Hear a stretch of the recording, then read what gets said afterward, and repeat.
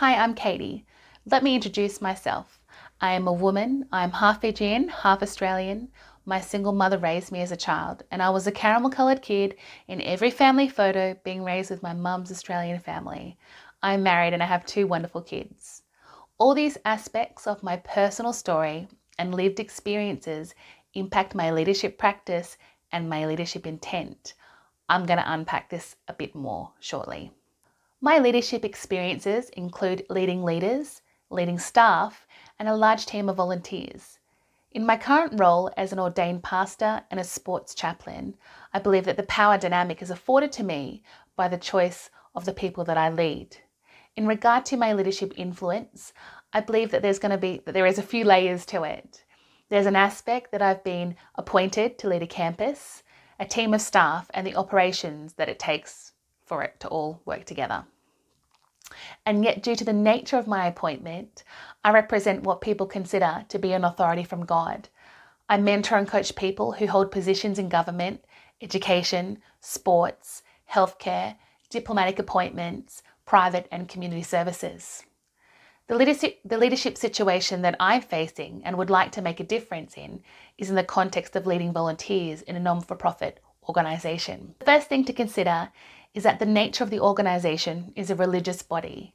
The tension between the leaders asking people to volunteer and that of the leaders being heroic and somewhat transformational in the approach of leadership can inadvertently misguide volunteers with regard to personal boundaries and duty. It also can be perceived in such communication that if you don't do what is being asked of you, then you're not committed. This situation can foster low morale, create an unpleasant environment, and corrupt the reputation of the organisation. My workplace has a small staff and a very large pool of volunteers that I'm responsible to lead, and how I and others exert power and influence, that's significant. Looking at lessons from atomic physics and what they teach us about power and influence in leadership, I can see that the mass of people that I direct towards a leadership function or issue in my sphere is significant in the framework of my organisation. The leadership reach is measurable. My key team consists of 6 leaders of departments. My lead team consists of 14 leaders of team leaders. My all-in team consists of 33 leaders of teams of volunteers. My dream team consists of 95 volunteers. I continue to increase my power by increasing the mass, and then I add to the volunteer teams on a regular basis. In my last role, I led 70 teams of over 650 of their team members within the same organisation.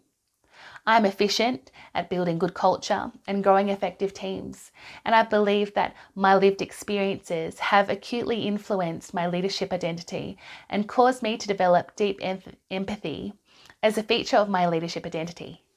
Oxford defines empathy as the ability to understand and share the feelings of another. Embracing my own lived experiences changed how I exercise my leadership and continues to inspire me to choose empathy for people's stories and their lived experiences.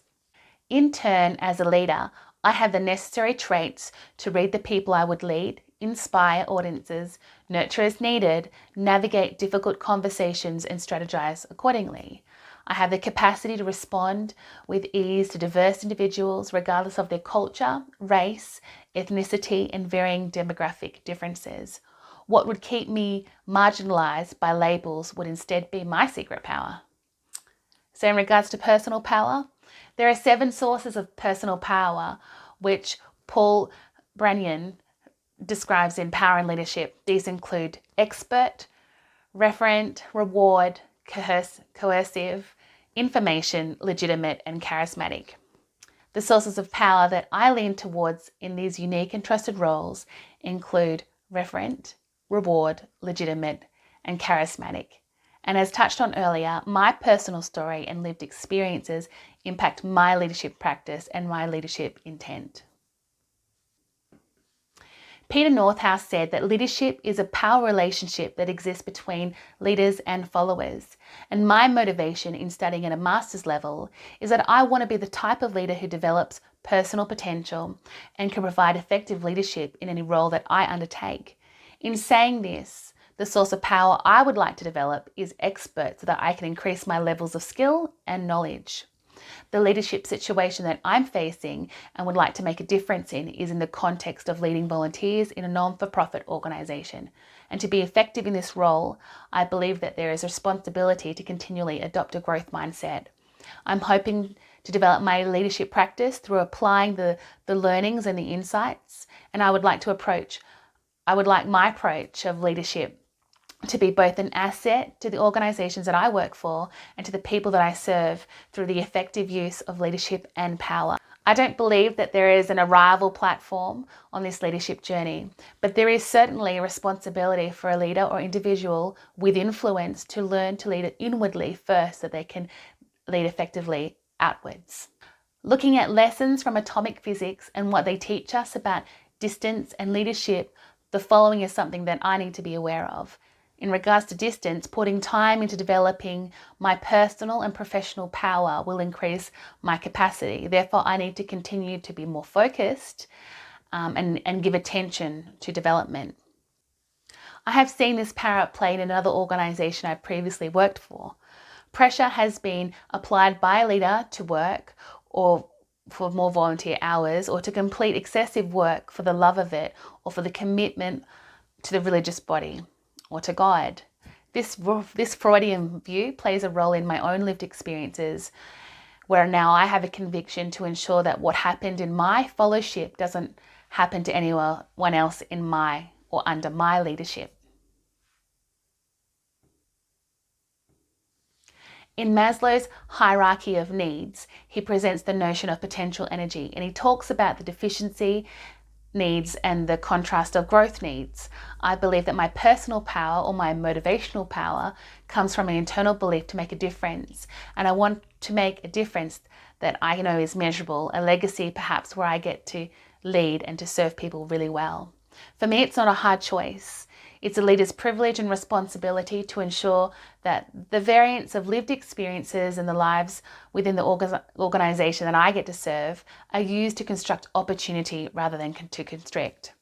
I want to ensure that the volunteers who serve in the various ways that they do week in and week out are valued, are seen, and that I get to lead with integrity. Leading in a manner that is culturally receptive is what a 21st century organisation requires us in this 21st century world that we live in. So my name is Katie.